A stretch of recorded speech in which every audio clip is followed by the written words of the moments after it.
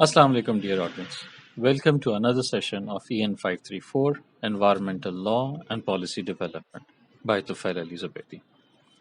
In our previous classes, we discussed some sections of the Sindh Environmental Protection Act 2014. In today's class, we will discuss sections related to Sindh Environmental Protection Council. Section 3 of the Sindh Environmental Protection Act 2014 is related to the establishment of Sindh Environmental Protection Council.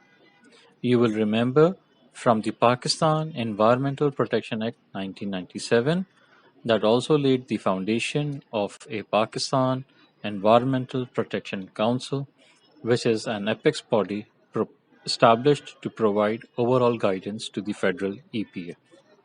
Similarly, the Sindh Environmental Protection Council will serve as a provincial apex body to provide guidelines to the Sindh Environmental Protection Agency.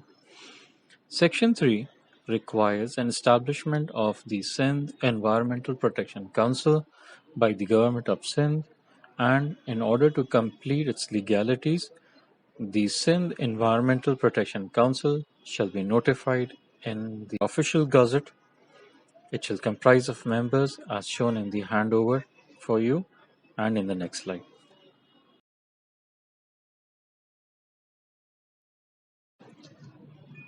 This shall be the composition of the Sindh Environmental Protection Council.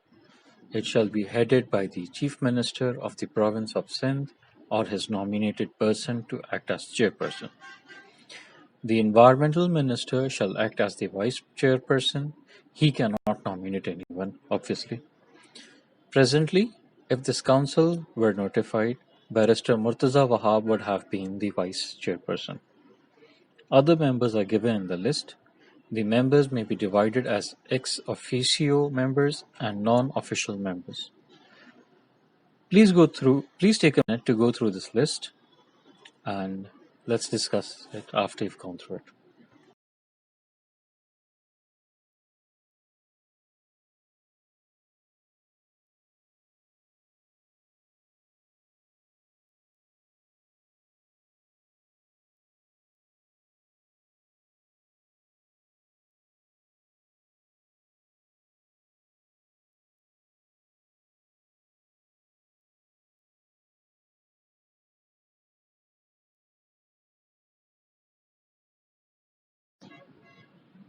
Having established a Sindh Environmental Protection Council, one needs to ponder on the purpose of why so many members have convened. But before we answer this question, the Sindh Environmental Protection Act of 2014 has laid down some of the code of conduct for the Council and leaves the drafting of rules and procedures of remaining matter for the Council. For example, in Section 2, a non-official member shall be appointed through prescribed procedure, and according to Section 3, non-official member is eligible to hold office for 3 years or not more than 2 years unless he resigns or is removed. Further on, the Council will hold meeting as per subsection 5 as and when necessary, but at least 2 meetings in a year. The Council, as per subsection 6, will form committee from its members and entrust them with functions as it feels necessary. The result of the nomination in the form of recommendations will be put forward to the Council for necessary actions, which mainly would be approvals of recommendations. The Council can also do so from someone who is not a member of the Council as per subsection 7.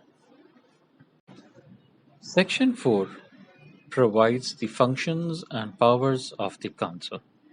For example, the Council will coordinate and supervise the enforcement of all environmental laws in Sindh, but presently only the Sindh Environmental Protection Act 2014 and its subsequent rules and regulations are in place. The Council will approve comprehensive provincial environmental and sustainable development policies and ensure their implementation. It further refers to a conservation strategy framework and sustainable development plan. The question is, who will make these documents if not the Sindh Environmental Protection Council or the Sindh Environmental Protection Agency? The Council will approve the Sindh Environmental Quality Standards. As Sindh Environmental Protection Council is effectively non-functional at the moment, the effectiveness of Sindh Environmental Quality Standards, or SEQS as we say it, is doubtful. The Council shall provide guidelines for the protection and conservation of biological environment as underlined here in the slide. The Council shall also provide guidelines for conservation of renewable and non-renewable resources. The Council shall coordinate integration of the principles and concerns of sustainable development into socio-economic and development policies, plans and programs at the provincial, district and local levels, which is basically about the social well-being through sustainable development. It borrows the definition of sustainable development from Bertland Commission as development that meets the needs of the present generation without compromising the ability of future generations to meet their needs. With this definition of sustainable development, it opens up the questions of what and who will define the needs of present generation.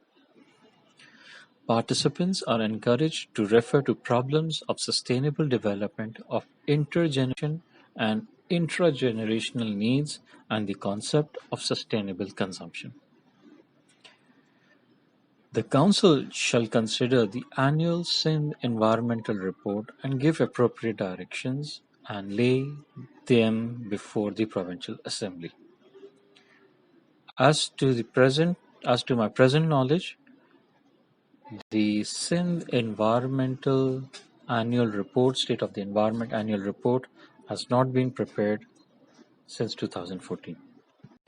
For environmental matters having inter-provincial impacts, the Council shall deal with the issues province to province or federal to province, liaison and coordinate, formulate and implement standards and policies for the environmental issue in question.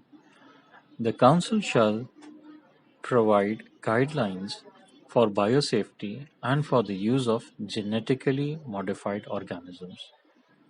The Council shall assist in implementation and/or administration of provisions of United Nations Convention on Laws of Seas and Coastal Waters of the Province of Sindh.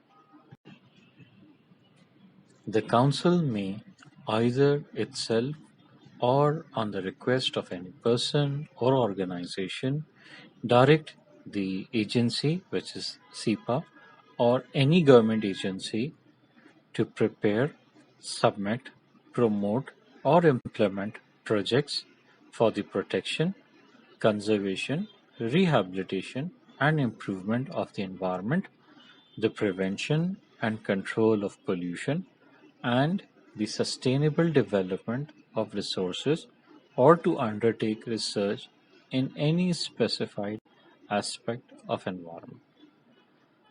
This section is quite self-explanatory.